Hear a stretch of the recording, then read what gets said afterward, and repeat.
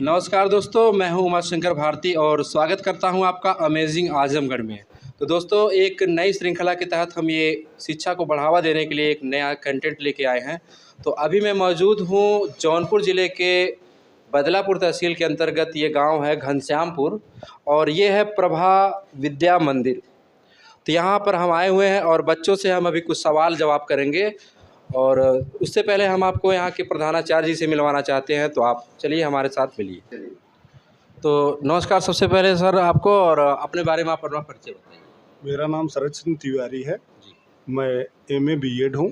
मेरा गांव घनश्यामपुर, तहसील बदलापुर, जिला जौनपुर।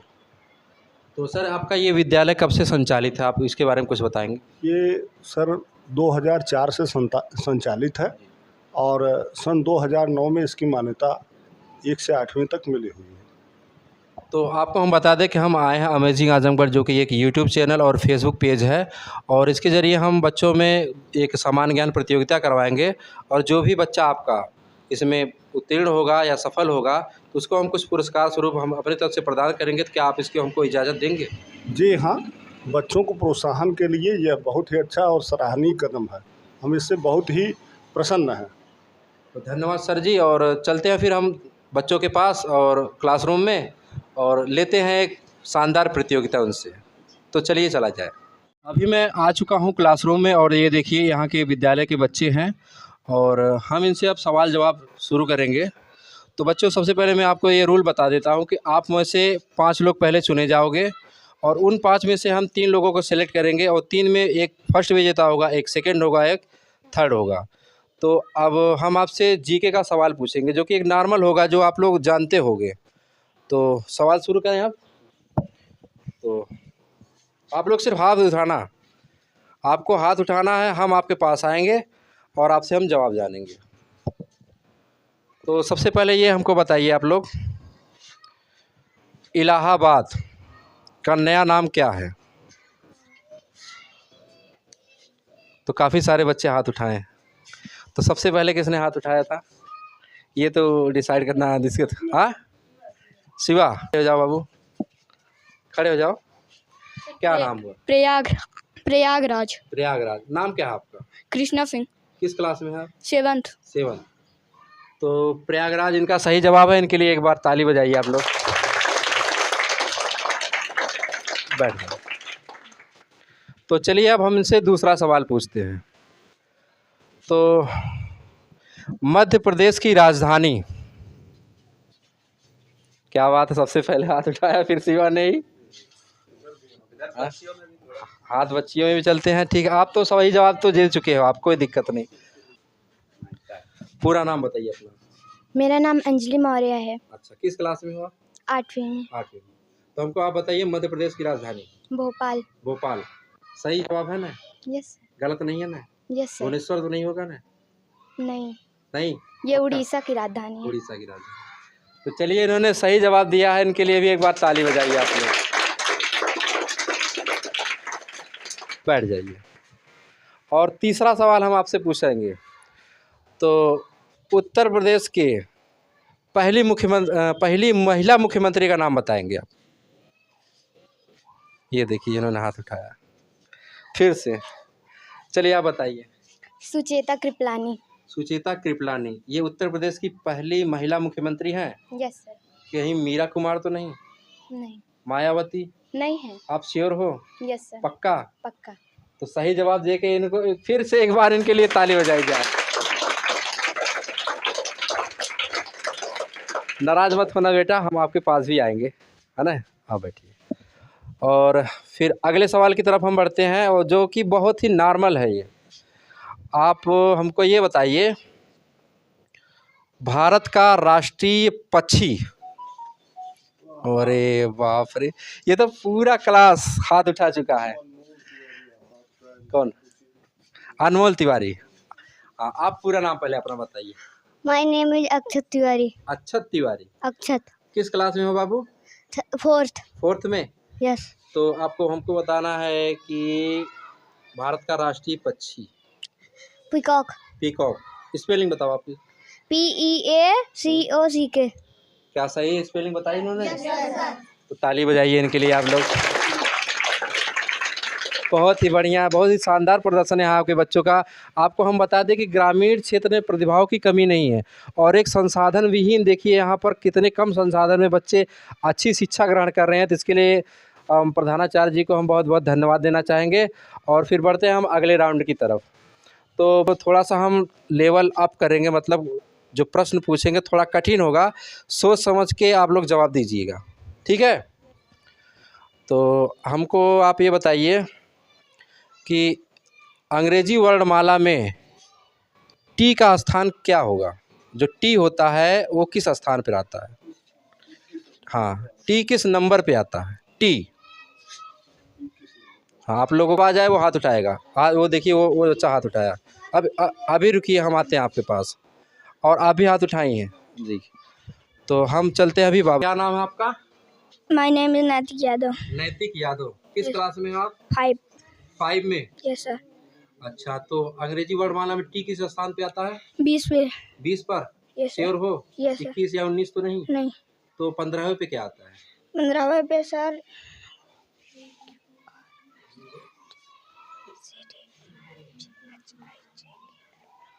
ओ. ओ, श्योर हो? Yes sir. चलिए ठीक है, तो ताली बजाई जाए इनके लिए भाई, सही जवाब है।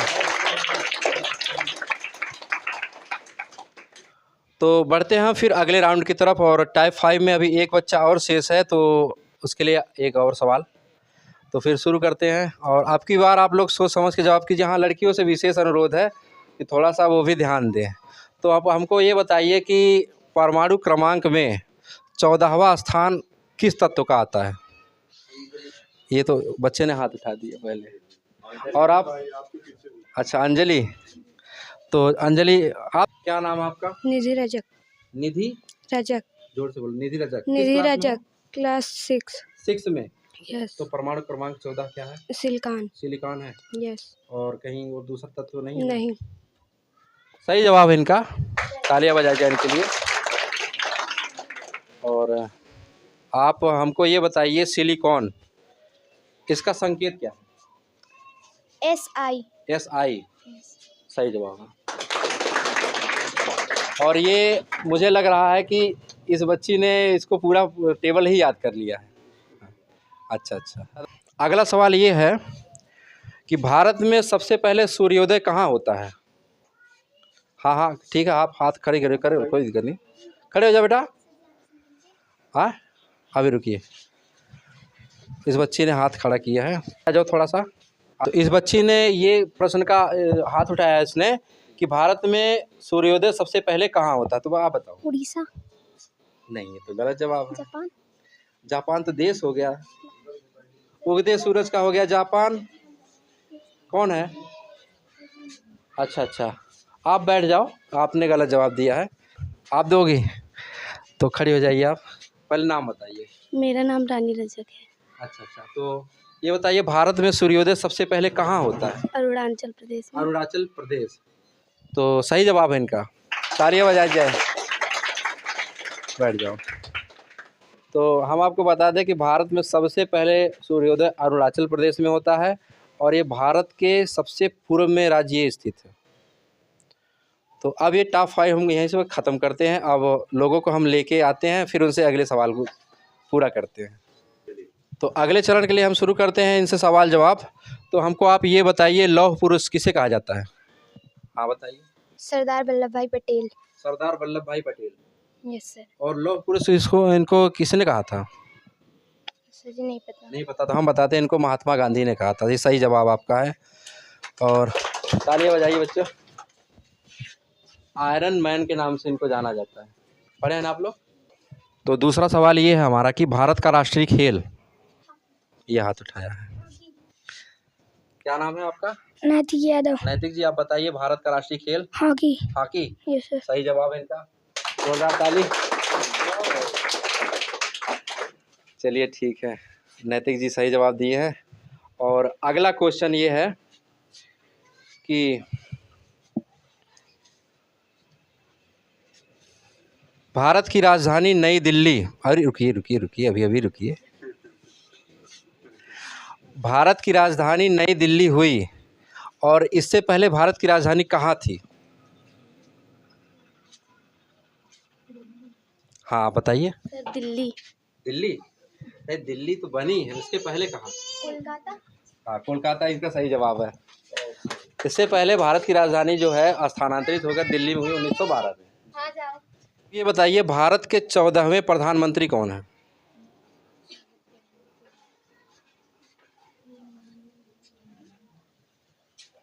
आप सोच कर जवाब दीजिए, कोई दिक्कत नहीं।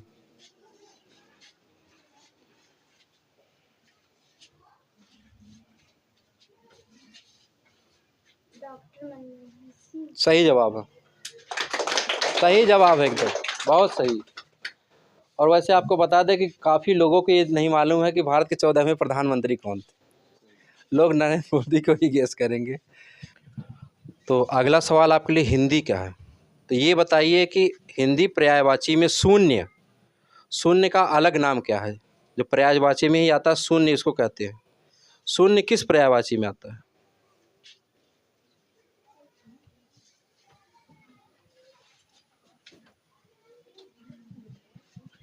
नहीं जवाब दूँ? शून्य आकाश को कहते हैं। चलिए सर ठीक है। आप तत्सम पता होगा आपको, बहुत ही आसान है। आँख का जो है, आँख का तत्सम रूप क्या होगा?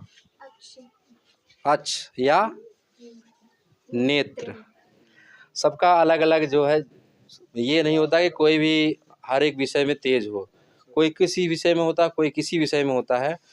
तो इसके लिए आप देखिए थोड़ा सा और टफ होता जाएगा। देखिए प्रथम के लिए तो ये चुनी गई चुकी हैं, आप हमको बताते हैं, क्योंकि प्रथम के लिए क्या नाम का? अंजलि, अंजलि जी हैं। अंजलि इसके प्रबल दावेदार हैं, लेकिन अब सेकेंड और थर्ड के लिए देखा जा रहा है। और आप लोग थोड़ा सा धैर्य रखिएगा। अब आप इन लोगों को जवाब देने दीजिएगा, क्योंकि आप प्रथम हो चुकी हैं, ठीक है? आप बिल्कुल चुप रहिए। हाँ आप सिर्फ, हाँ, क्योंकि आपने सबसे ज़्यादा जवाब दिया और सबसे ज़्यादा सही जवाब दिया है, तो बल्कि आप आ जाइए इधर। प्रथम के लिए ये चुनी जा चुकी है, इनके लिए एक बार ताली बजाइए आप लोग। सेकंड और थर्ड के लिए 3 बच्चे हैं और 3 बच्चियां हैं, तो एकदम बराबर हैं। और ध्यान से अब सवाल हम थोड़ा हाई लेवल का पूछ सकते हैं, और नहीं जवाब होगा कोई दिक्कत नहीं, हम सवाल का जवाब हम बताएंगे आपको, लेकिन इसके लिए आप लोग धैर्य से इसका जवाब दीजिएगा। तो आप हमको ये बताइए, आप लोगों में से सब, मनुष्य के शरीर में कितनी हड्डियां होती हैं? ये जवाब देखिए, ये इन्होंने हाथ उठाया। हाँ बताइए। 206। 206। सही जवाब है, सही जवाब है। और अगला सवाल ये कि भारत की सबसे ऊंची पर्वत चोटी,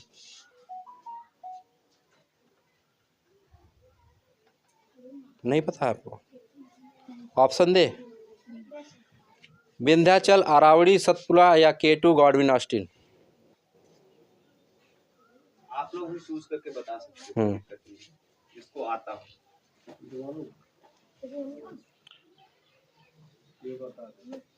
ये तो पता है, इसलिए हमने बैठा दिया। तो हम आपको बता दें? 1 मिनट पहले उस बच्चे से पूछने अच्छा हाँ, तो आप बताइए भारत की सबसे ऊंची पर्वत चोटी? Godwin Austen. गॉडविन ऑस्टिन, या जिसको K2 कहा जाता है। चलिए धन्यवाद। तालियां हो जाए।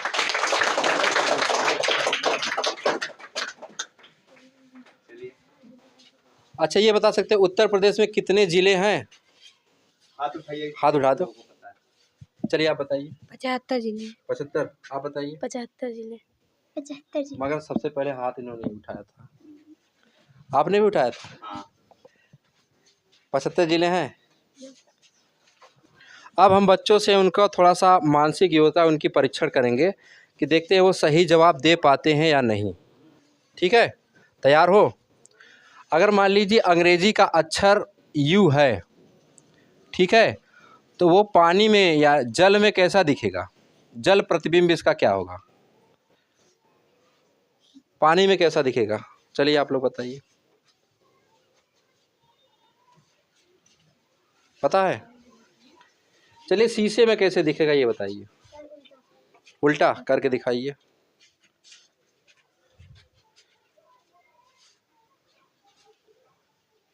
ये शीशे में दिखेगा कि जल में दिखेगा? शीशे में?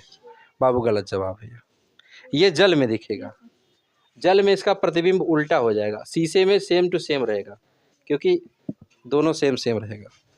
आपका गलत जवाब हुआ। चलिए अच्छा ठीक है।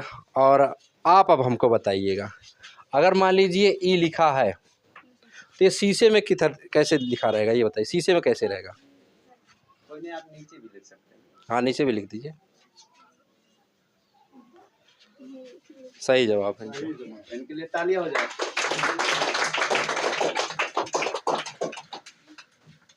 आप लोग में बताइएगा, अगर टी है तो जल में कैसे रहेगा? पानी में कैसे रहेगा?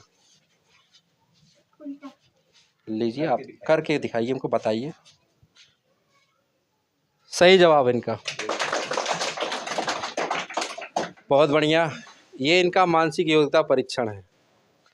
चलिए हम आपको एक स्क्रैच बनाते हैं।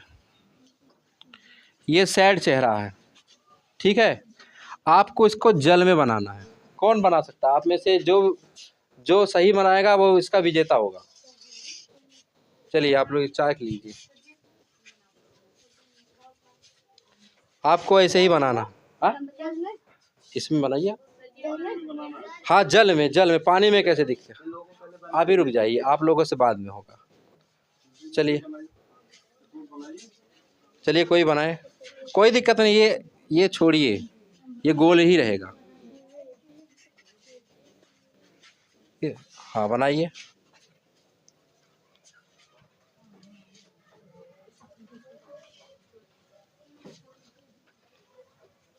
गलत है बाबू, अब तो आप गेम से पूरा आउट हो चुके हैं। आप में से कोई बनाएगा? लीजिए आप बनाइए इधर।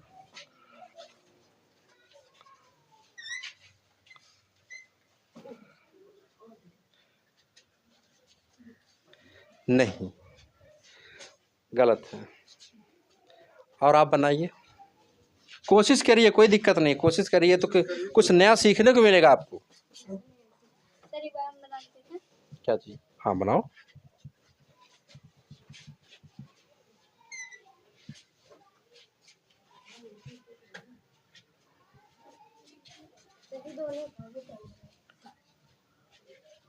कौन तुम बनाई हो? इन दोनों का सही है। इनके लिए तालियां बजाओ बेटा। ये देख के बनाए कि इतने लोगों ने गलत बनाया है तो हम करके बताते हैं, है ना। तो आप लोगों के लिए हम एक नया क्वेश्चन और लेके आते हैं। अब सेकंड और थर्ड के लिए एकदम जान लीजिए कि कांटे की टक्कर चल रही है। पूछेंगे और ये बिल्कुल आसान होगा। आप यकीन मानो कि आपको इस खेल में मज़ा भी आएगा, ठीक है।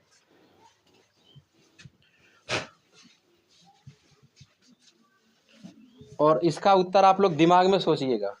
हम कुछ अक्षर लिखते हैं,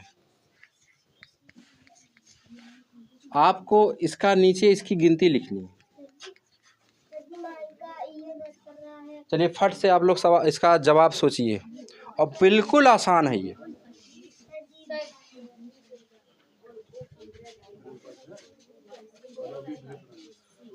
बहुत आसान है ये, बहुत आसान है।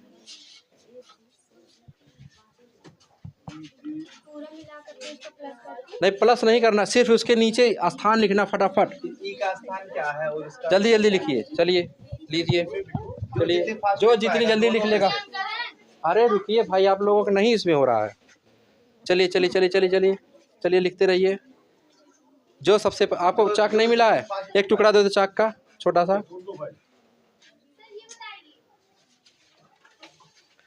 बाबू इनको लिख लेने दीजिए, उसके बाद बस ये विनर होती है। ये सबसे पहले इन्होंने लिखा। क्या नाम बाबू आपका? निधि रजक। निधि रजक। तो सेकंड के लिए चुनी जाती है निधि जी। आप बैठिए, आप आराम से बैठिए, दूसरा प्लेस आपको मिल जाएगा। ये कुछ नहीं था, एक बिल्कुल बेहद आसान चीज थी। ये 5 का पहाड़ा था बाबू।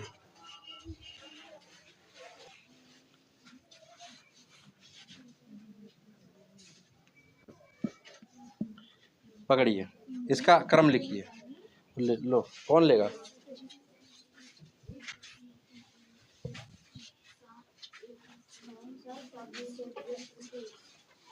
चुप। ये विनर होती है, विनर हो गई, ये विनर हो गई थर्ड के लिए। इसमें थोड़ा सा दिमाग आपको लगाना था, ये 7 का पहाड़ा था। क्या नाम है बाबू आपका? सेजल मौर्य। सेजल मौर्य थर्ड की विनर होती हैं।